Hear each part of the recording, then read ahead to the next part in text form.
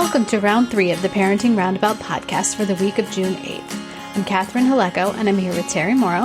Hello. And Nicole Eridix. Hi there. We're moms of teens and young adults, and when it comes to parenting, we've been there, done that, bought the t-shirt. But we're still waiting for that day when we'll reach the finish line and have no further need to lay down in a dark room with a wet rag over our eyes, worrying about something or other. Wednesday is complaint day here on Parenting Roundabout, and today we are annoyed with some basic laws of parenting. Today and every day. Yes, exactly. Nicole noticed a tweet from Mom Sense Ensues that said, I wish someone had told me about this parenting law. The more excited I am about an activity with my kids, the less they will care about it. Oh my goodness. Which is 100% true. Painful truth. Oh my. Beyond true. The corollary is the more you spent on the activity with your kids, the less they will care about it, most likely. Yes. And then if you talk it up to them enough so that they get excited about it, it will be a complete disappointment and a disaster. It will be a bust. Yeah, utterly. So are there other laws of parenting that we have experienced? I think one is I don't know how to phrase it as a pithy law, but once you discover the one food or toothpaste or whatever it is that your kids must have, and you purchase a supply of it, then they will decide they hate it. Oh, absolutely. Yeah. Yes. Anything that is true of. You can pretty much guarantee that any piece of clothing you buy a teenage daughter it's going to be hated. Like, don't even bother. Right. Right. Just buy your kids things that you would like to wear, and then when they hate it, you can just take it and enjoy it. Yeah. Exactly. Yes. It's a good idea. Well, same things with birthday presents for your spouse, you know? Here's this thing I want. Oh, you don't need it? Okay. I'll find a home for it. Well, It'll be fine. I'll take it off your hands. I would say the only advice your child wants from you will be for something that you have no idea what to advise.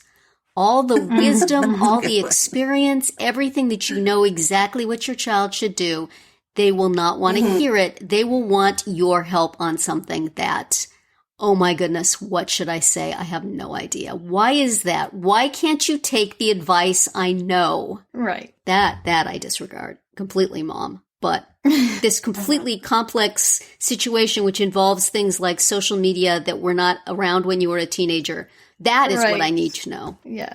Get going. Or how about the one thing that your kid gets super, super hyper-focused on and spends hours doing and wants to do like the best job possible is never homework. Right. You know, you see them in their room and their heads down and they're banging away furiously on their computer and you're thinking, wow, they're being so productive today. I'm so excited. They're going to, get all their work done. They're going to get ahead of the games, be less stress in the household. And then you find out they're just editing a YouTube video. You're like, oh. Possibly a more useful skill in the long run. Right. Yeah. Also the law of like what works for one child will almost never work for the other, for the sibling. Right. So you always have to do things differently. Yes. Yeah. You can't ever repeat. Nope. Too easy. No, it's not going to happen.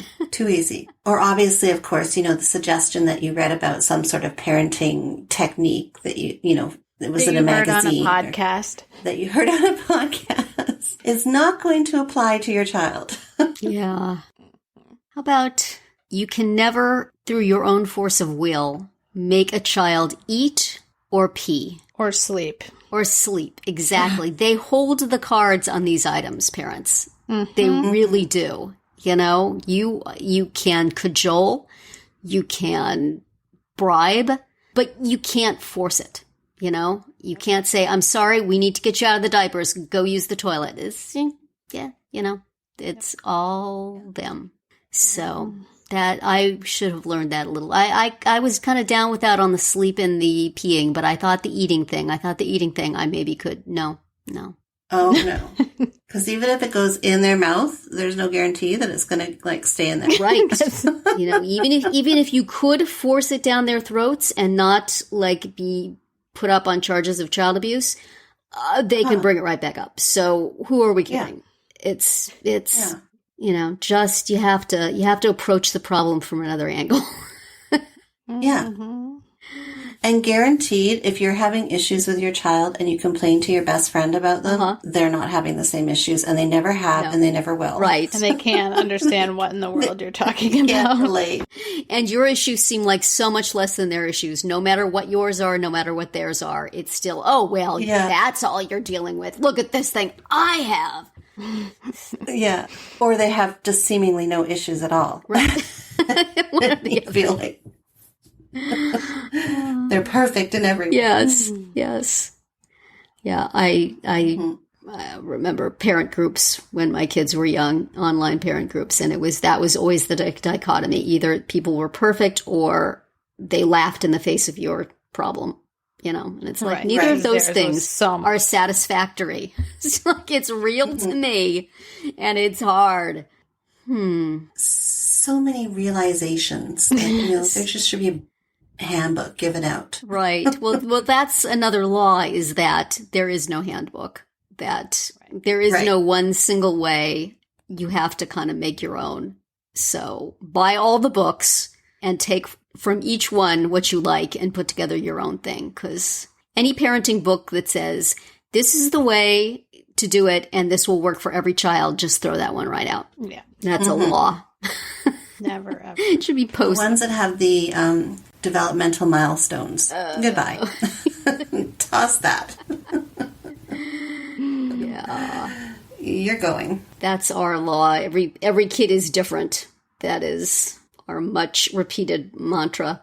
And every parent is different. So. And that's a law that's sound and backed in years of research. And hard experience. Yes, absolutely.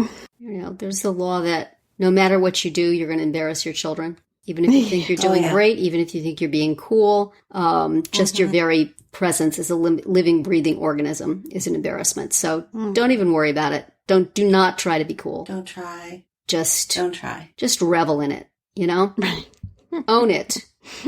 Own your uncoolness. Yeah. Rub it in their face. Yeah.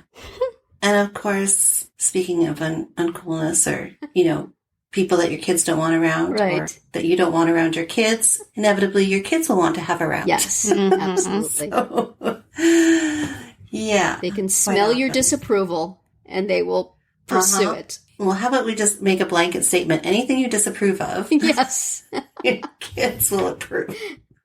And vice versa. Whatever your kid disapproves of is going to be something you really want to do. Come on. Yeah. It'll be fun. Yes. Or how about when you compliment your teenage girl? Oh. Either way, she's going to take it as a negative. Yeah. Either way, she will not receive it as the way it was intended. No, that is so true. Yeah. That's dangerous. The thing that you spent the least time planning and organizing and caring about and researching will not be the thing your kid remembers. They will remember the thing that was just an accident or casual or, Oh, yeah. I think of all the wonderful Thanksgivings my mother put on as I was growing up. The one I remember is the one where everybody got drunk and she dropped the turkey on the floor.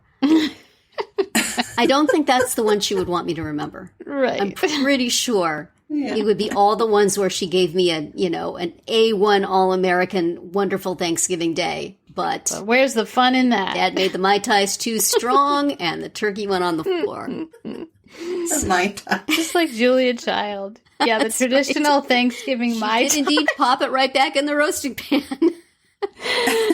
Yes. Yeah, so why even try, parents? This is what I'm saying. Why even try? There we go. It's why even? It's not going to be the vacation that you spent 6 months figuring out that the kids are going to remember. It's the one with the motel with the funny pool or something. Or the vending machine that has all the awesome snacks. Right, exactly. Remember that time we went to the Motel 6 that had all the awesome snacks in the vending machine? Oh, did we go to Europe also? Yeah, I guess we did. Don't even try. Don't bother. Yeah, it wasn't. Remember, it's not the $100 toy you bought. Mm-hmm. It's the $5 toy. Oh, absolutely. Yes. The box. Yes. They will, the old law of they will be playing with the box the expensive toy came in. Yes. And a good one to leave our podcast for today on. So that's it for today's round 3. Tune in tomorrow when we'll talk about social distancing that can stick around, and then come back on Friday to see what we've come up with for our Roundup picks this week. Find all our episodes on parentingroundabout.com and talk back in the comments there, on our Facebook page, or on Twitter, where you'll find us at Roundabout Chat.